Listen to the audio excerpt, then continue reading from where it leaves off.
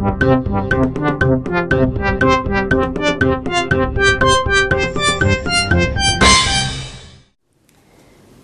chez Energetics TV. Aujourd'hui, je parle à Baptiste Desbois, consultant chez EEC et auteur du livre Panorama, le marché du gaz en France. Bonjour Baptiste. Bonjour.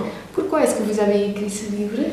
Alors ce qu'il faut bien comprendre, c'est que le marché du gaz a traversé une étape très complexe de libéralisation. Et quand on cherche un petit peu d'informations, quand on fait le tour des bibliothèques, des librairies, on trouve malheureusement pas grand-chose typiquement sur le marché du gaz en France. Donc c'était effectivement le but de ce travail de recherche, fournir au lecteur un outil pratique, descriptif sur la situation actuelle. Et donc le lecteur pourra trouver des informations sur le marché de détail, sur le marché de gros, comment mettre en place une stratégie d'achat efficace par exemple, qui sont les fournisseurs actifs en France. Et finalement ça répond à un besoin très important qui est un besoin de communication. Par exemple, il y a beaucoup de Français qui ne savent pas qu'on peut changer de fournisseur de gaz. Il y en a beaucoup qui ne savent pas que EDF et GDF sont des concurrents. Donc il y a vraiment un grand besoin de vulgarisation des connaissances. Et c'est tout l'objectif de ce livre. Ensuite, d'un point de vue personnel, effectivement, c'était un beau challenge. C'était votre premier livre? Alors c'était mon premier livre, effectivement, et peut-être le premier d'une longue série. Oui. Et est-ce que vous avez découvert des choses frappantes pendant votre recherche? Alors des choses frappantes, il y en a beaucoup en France. Je vais laisser le suspense pour le lecteur. Peut-être simplement insister sur un point particulier, qui est l'écart de prix très significatif qu'on a entre les différentes places de marché en France, puisqu'il faut savoir que le marché français est sectionné en 3 parties. Et par exemple, en décembre, on a vu des prix d'électricité au même niveau que le prix du gaz dans cette zone-là.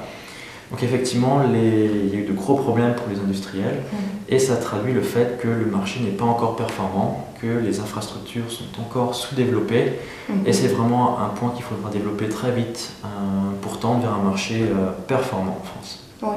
Et comment est-ce que vous voulez voir évoluer le marché du gaz en France? Alors actuellement, on manque quand même d'une politique gazière performante et claire.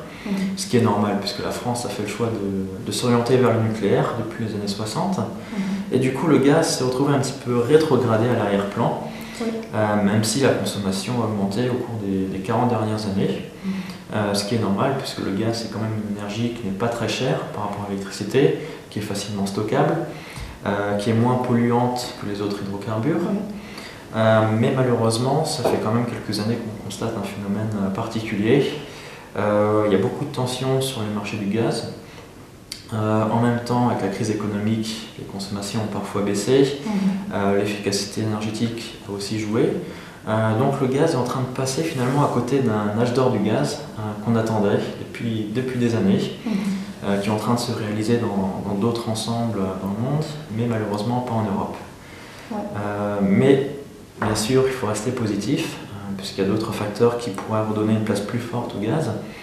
Je pense par exemple au gaz renouvelable, c'est-à-dire le biométhane, qui commence à être injecté dans les réseaux de distribution et prochainement de transport.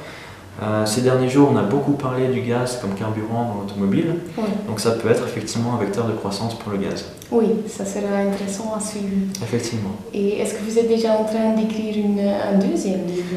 Non, pas encore, ça dépendra du succès du premier. Alors, merci beaucoup pour vos explications et je vous souhaite beaucoup de succès avec votre livre. Merci beaucoup.